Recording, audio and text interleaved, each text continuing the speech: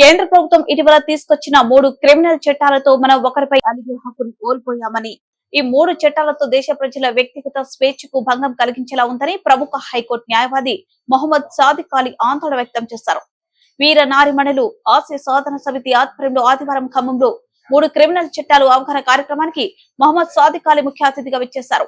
న్యాయవాది షేక్ నజీమ్ అధ్యక్షతన జరిగిన ఈ కార్యక్రమంలో సాదిక్ అలీ మాట్లాడుతూ, దేశంలో ప్రజల హక్కులను భంగం కలిగించేలా ఈ చట్టాలు ఉన్నాయన్నారు.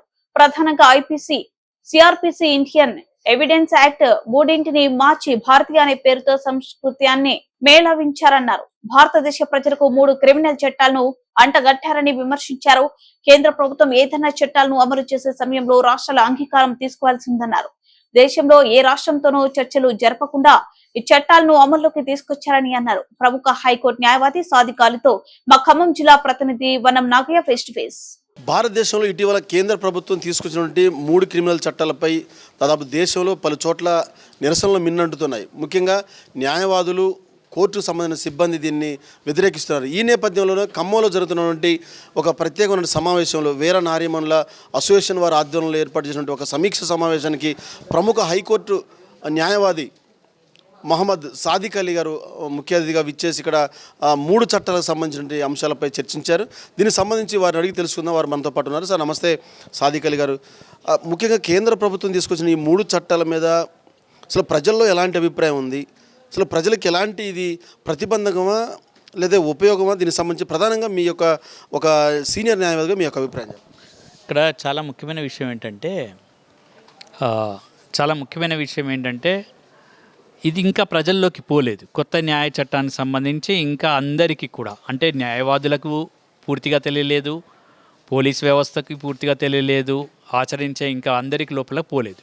కానీ ఈ చట్టాన్ని మేము చదివినప్పుడు, ఈ చట్టం గురించి మేము ఎప్పుడైతే జూలై 1 నుంచి ఇది ప్రారంభంలోకి వచ్చిందో, చట్టాల గురించి చదివినప్పుడు ఒక్కటే ఏంటంటే ఓవరాల్గా టోటల్గా కనిపించేది ఏంటంటే పాత పుస్తకాల్లోకి వెళ్ళి కొత్త పుస్తకంలోకి 90% రాసిండ్రు.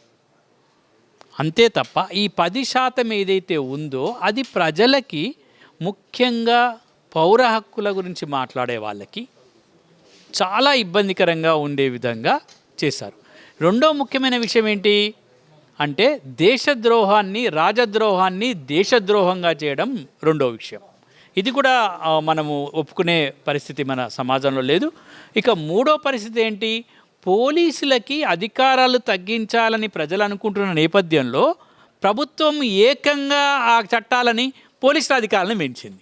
తగ్గించాలనుకుంటున్నప్పుడు పెంచడం అనేది, మెజిస్ట్రేట్ అధికారాలు, న్యాయ వ్యవస్థ అధికారాలు పెంచవలసిన తరుణంలో సుప్రీంకోర్టు అనేక సార్లు పోలీసులు ఇలా వ్యవహరించకుండా పోలీసు అధికారాలను తగ్గించాలి, వాటిని కావలసినంత కూడా కంట్రోల్లో ఉంచాలని సుప్రీంకోర్టు అనేక సార్లు చెప్పినప్పుడు దాన్ని పెడచెవిన పెట్టి చేసిందంటే పోలీసుల యొక్క అధికారాలను పెంచడం.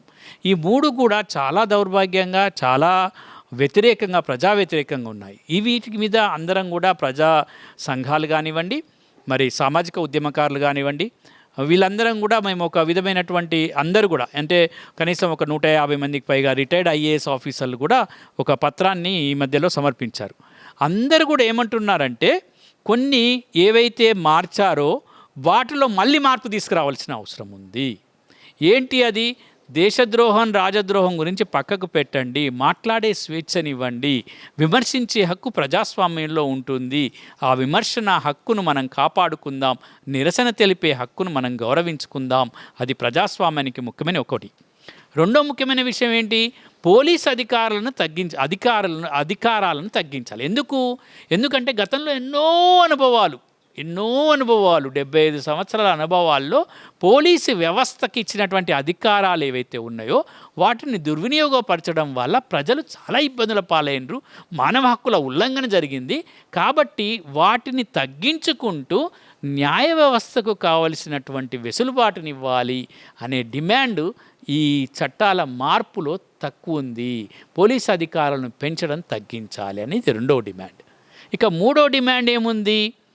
ఈ మూడవ డిమాండ్ ఏంటంటే, ఎప్పుడైతే ఈ చట్టాలను మీరు తయారు చేశారో, కొత్త పుస్తకంలో అన్ని పాతవి రాశారో, పాతవన్నిటిని కూడా చాలా మార్చాల్సిన అవసరం ఉంది. వాటిని మార్చేటువంటి ప్రక్రియలోకి కావాలి. ఎందుకంటే త్వరితగతిన సమస్యలు పరిష్కారం కావాలి, త్వరితగతిన వాద్యాలు పూర్తి కావాలి, త్వరితగతిన విచారణ పూర్తి కావాలి, త్వరితగతిన కేసులు పరిష్కారం కావాలి. ఈ త్వరితగతిన కావడానికి ఈ 3 చట్టాల్లో ఏమాత్రం ఆలోచన లేదు. ఆ ఆలోచన చెయ్యాలి అనేది 4వ డిమాండ్. సార్ ఇంకోటి, ఇప్పుడు భారతదేశంలో దాదాపు ఈ స్వాతంత్రం వచ్చి 70 సంవత్సరాలు పూర్తి సందర్భంగా దాదాపు లక్షలాది మంది జైళ్ళలో మగ్గుతున్నారు. అంటే కేసులు విచారణ పేరుతోటి జాప్యంతో, అంటే కోర్టుల్లో మౌలిక సదుపాయాల కల్పన అయితేనే, కోర్టులో జడ్జీల కొరత అయితేనేమి, అట్లాగే కోర్టులో బెంచ్లో వస్తున్న తీర్పుల్లో నుండి కొన్ని జాప్యం అనేది, ఈ జాప్యాన్ని నివారించే దిశగా పనిచేయకుండా కేంద్ర ప్రభుత్వం ఈ విధంగా చట్టాలను 3 అమాంతం తీసుకొచ్చింది అనుకోవచ్చా? అసలు కోర్టుల యొక్క బలోపేతం కోసం జరుగుతున్న చర్యలు ఏంటి? ఏమని సమాధానం చెప్తున్నదంటే, కేంద్ర ప్రభుత్వం ఏమని సమాధానం చెప్తుందంటే, వీడియో కాన్ఫరెన్స్ ద్వారా, ఎలక్ట్రానిక్ పద్ధతుల ద్వారా మేము న్యాయ వ్యవస్థను మార్చాలనుకుంటాం. దీన్ని మేము ఆహ్వానిస్తున్నాం, వీడియో పద్ధతి ద్వారా చేసేది. At the same time open కోర్టులో జరిగేటువంటి విషయాలను వీడియోగ్రాఫ్గా జరిగేటివి కూడా ఓపెన్ కోర్టులలో కూడా పెట్టాలని మేము కోరుకుంటున్నాం. అయితే ఇప్పుడు ఒక వేలాది మంది ఖైదీలు అండర్ ట్రయల్స్గా, అండర్ ట్రయల్ అంటే ఇంకా విచారణను ఎదుర్కొంటున్న వాళ్ళు, జైళ్ళలో శిక్ష పడిన వాళ్ళు ఉండాలి. శిక్ష ఖరారు కాకుండా అండర్ ట్రయల్స్ అంటే విచారణ ఎదుర్కొంటున్న వాళ్ళు ఉండొద్దు అనేది మా డిమాండ్. కానీ దాని గురించి ఈ చట్టంలో ఎక్కడ మాట్లాడదే, ఈ 3 చట్టాల్లో ఎక్కడ లేదే. దాని గురించి మేము మీరు అన్నట్టు ప్రధానంగా డిమాండ్ ఏంటంటే, విచారణ ప్రక్రియను వేగవంతం చేయాలి, విచారణ ఖైదీలను తగ్గించాలి, శిక్ష పడే వాళ్ళు మాత్రమే జైల్లో ఉండాలి. ఇంకోటి, ఇప్పుడు ప్రధానంగా ప్రతి మనిషి కూడా రాజ్యాంగం కల్పించిన బెయిల్ పొందే హక్కు. అసలు బెయిల్ పొందే హక్కుకి ఈ చట్టాలు ఏమైనా ప్రతిబంధకంగా ఉన్నాయా? ఏమైనా నష్టమా దీనివల్ల? ఖచ్చితంగా ఈ చట్టాలు బెయిల్కి గొడ్డలిపెట్టు. ఈ చట్టాల మార్పు, ఈ కొత్త చట్టాలు బెయిల్కి గొడ్డలిపెట్టు. కానీ సుప్రీంకోర్టు ఏమంది? Bail is right, jail is an option అంది. అంటే జైలు అనేది ఎప్పుడో ఆలోచన చేయాలి, బెయిల్ అయితే ముందుకు ఇవ్వాలి. అది బెయిల్ ముందుకు ఇవ్వాలంటే వీళ్ళు చట్టాల్లో మార్పు ఏం చేసిండ్రు, బెయిల్ను 90 రోజుల తర్వాత కూడా ఇవ్వకుండా ఏం కాదు, ఇంకా జడ్జిలకు ఇచ్చేటువంటి బెయిల్ను తాత్సారం చేసే అధికారాలు ఉన్నాయి అనడం తప్పు. ఈ చట్టాల్లో మార్పును దీన్ని అందరం వ్యతిరేకిస్తున్నాం. మేము ఒకటే చెప్తున్నాం, సుప్రీంకోర్టు తీర్పును ఒక్కటి కూడా పట్టించుకోరా. చట్టాల మార్పులో సుప్రీంకోర్టు ఇచ్చిన తీర్పులకు వ్యతిరేకంగా ఉన్నాయి చట్టాల మార్పు. కాబట్టి మేము ఏం కోరుతున్నామంటే, సుప్రీంకోర్టు తీర్పుకు అనుగుణంగా మేమేమంటున్నామంటే, బెయిల్ని సుగమం చేయాలి, బెయిల్ను సంక్లిష్టం నుంచి ఇప్పుడు బెయిల్ను సులువు చేయాలి. కానీ మీరేం చేస్తుండ్రు, సులువు నుంచి సంక్లిష్టం చేసిండ్రు. ఇటీవల కాలంలో భారతదేశంలో ఇండియా అనే పదాన్ని మార్చి భారతీయ అనేటువంటిది ఒక గెజిట్ లాగా తీసుకొచ్చింది. దానికి సంబంధించి అంటే ఈ నేపథ్యంలో ఈ సమయంలో కరెక్ట్గా ఇండియన్ పీనల్ కోడ్, అట్లాగే ఇండియన్ ఎవిడెన్స్ యాక్ట్, అట్లాగే ఏదైతే ఇంకోటి 3వది సిఆర్పిసి, ఈ 3 చట్టాలను మార్చి భారతీయ అనేటువంటి పదాలను 3 జోడించడంలో కొంత మతలబ్ అసలు ఏమనుకోవచ్చు దీన్ని? భారతీయ అంటే ఒక భారతీయ అనే పదంలో ఉన్నటువంటి అంతరార్థం ఏమనుకోవాలి? నేను మనము నేతి బీరకాయ అనేది, నేతి బీరకాయ అంటే బీరకాయలో నేతి ఉండదు. అంటే ఈ చట్టాల లోపల ఆ పేర్లు పెట్టాల్సిన అవసరం ఉందండి. సంస్కృత పదాలను పెట్టినంత మాత్రాన సంస్కృతం అంతా భారతదేశం పోతుందా? ఇదొక పిచ్చి ప్రేలాపన.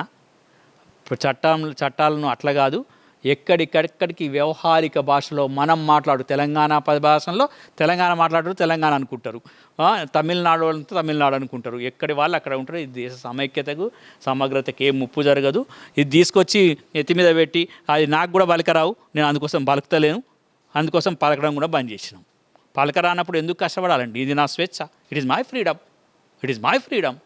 మరి ఆ స్వేచ్ఛ కూడా మీరు తీసేసి మీరు ఇట్లనే ఇదే పలకాలే అనడం భారత రాజ్యాంగం ఒప్పుకుంటుందా? కాబట్టి మేము అట్లా పలకం, మాకు ఇష్టం వచ్చినట్టే మాట్లాడుకుంటాం, మాకు ఇష్టం వచ్చినట్టు అనుకుంటాం. కాబట్టి ఈ చట్టాల పేర్లను మార్చడం కూడా మేము చాలా తప్పుగా, మీరు మాకు అనవసరంగా మా మీద తీసుకొచ్చి సంస్కృతం రుద్దకండి, సంస్కృతం రుద్దే హక్కు మీకు లేదు. మేము మా ఇష్టం వచ్చినట్టే మాట్లాడుకున్నాం. ప్రజలందరికీ మేము ఒకటే చెప్తున్నాం, న్యాయవాదులు చెప్తున్నాం, మనం ఇష్టం వచ్చిన భాషలో మనం పిలుచుకుందాం. ఫైనల్గా సార్ ఇంకోటి, ఇప్పుడు అసలు దేశద్రోహం రాజద్రోహం అనేటువంటి అంటే రాజుల కాలంలో పెట్టినటువంటి ఈ చట్టం రాజద్రోహం కేసు ఏదైతే ఉందో దాన్ని ఇప్పుడు దేశద్రోహంగా మార్చి ప్రజల మీద అంటే దేశద్రోహం చట్టానికి ఏమైనా పదునెక్కించారు అనుకోవాలన్నా ప్రజల్లో? ఖచ్చితంగా, ఎందుకంటే మాట్లాడే వాళ్ళు లేకుండా చూడాలని ఎప్పుడు కూడా రాజ్యం అనుకుంటూ ఉంటుంది. ఇది రాజ్యానికి ఉండే అటువంటి మరి మంచి రాజ్యం, ప్రజాస్వామిక రాజ్యంలో గిట్లుంటాయా? ప్రజాస్వామిక రాజ్యంలో రాజ్యం ఇప్పుడు రాజద్రోహం పోయి దేశద్రోహం వచ్చింది. అసలు రాజద్రోహమే తీసేయండి రాబాయ్, రాజద్రోహం ఉండనే ఉండొద్దని సుప్రీంకోర్టు దాన్ని తీసేయమంటే నువ్వు దేశద్రోహం తీసుకొచ్చి పెడితివి.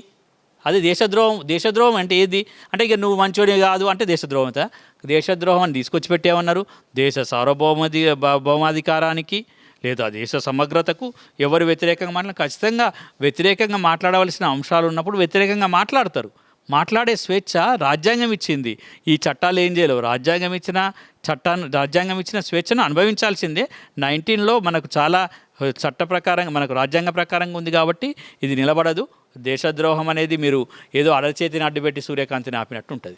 అంటే భారతదేశంలో కేంద్ర ప్రభుత్వం తీసుకొచ్చినటువంటి ఈ 3 చట్టాలు కూడా ప్రజల యొక్క హక్కుల్ని దాదాపుగా హరించే విధంగా ఉంది. అట్లాగే ప్రజల యొక్క స్వేచ్ఛకి భంగం కలిగేలా ఉంది. ప్రధానంగా వారు నిరసన తెలిపే హక్కుని కూడా హరించేలాగా ఈ 3 చట్టాలు చాలా ప్రమాదకరం అని చెప్పి హైకోర్టు న్యాయవాది ప్రముఖ న్యాయవాది ఎండి సాదిక్ అలీ గారు తెలియజేస్తున్నారు. కెమెరామెన్ జాన్తో వనం నాగయ్య, కెరటం న్యూస్, ఖమ్మం.